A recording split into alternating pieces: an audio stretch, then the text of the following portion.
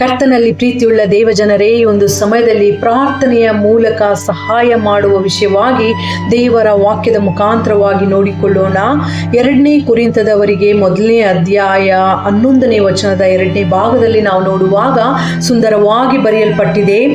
ಹೀಗೆ ಅನೇಕರ ವಿಜ್ಞಾಪನೆಗಳಿಂದ ನಮಗೆ ದೊರಕುವ ಉಪಕಾರಕ್ಕಾಗಿ ನಮ್ಮ ನಿಮಿತ್ತ ಅನೇಕರಿಂದ ದೇವರಿಗೆ ಕೃತಜ್ಞತಾ ಸ್ತುತಿ ಉಂಟಾಗುವುದು.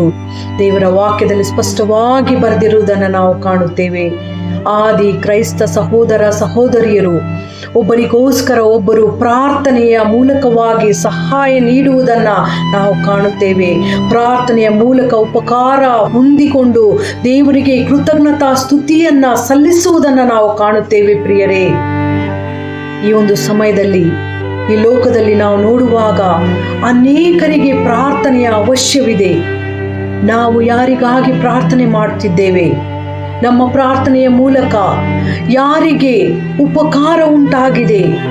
ಯಾರು ದೇವರಿಗೆ ಕೃತಜ್ಞತಾ ಸ್ತುತಿಯನ್ನು ಸಲ್ಲಿಸ್ತಾ ಇದ್ದಾರೆ ಎಂಬುದಾಗಿ ನಾವು ಯೋಚಿಸಬೇಕಾಗಿದೆ.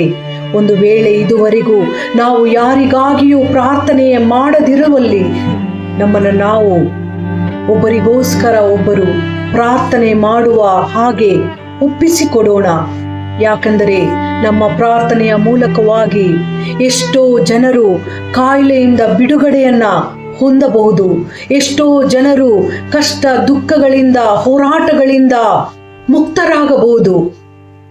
ಆದ್ದರಿಂದ ನಮ್ಮ ಪ್ರಾರ್ಥನೆ ಬಹಳ ಮುಖ್ಯವಾಗಿದೆ. ನಾವು ಒಬ್ಬರಿಗೋಸ್ಕರ ಒಬ್ಬರು ಪ್ರಾರ್ಥನೆಯ ಮೂಲಕವಾಗಿ ಸಹಾಯ ಮಾಡಲಿಕ್ಕಾಗುವಂತೆ ನಮ್ಮನ್ನು ನಾವು ದೇವರ ಹಸ್ತಕ್ಕೆ ಒಪ್ಪಿಸಿಕೊಡೋಣ. ಈ ರೀತಿ ಮಾಡಲಿಕ್ಕೆ ದೇವರು ತಾನೇ ನಮಗೆ ಸಹಾಯ ನೀಡಲಿ.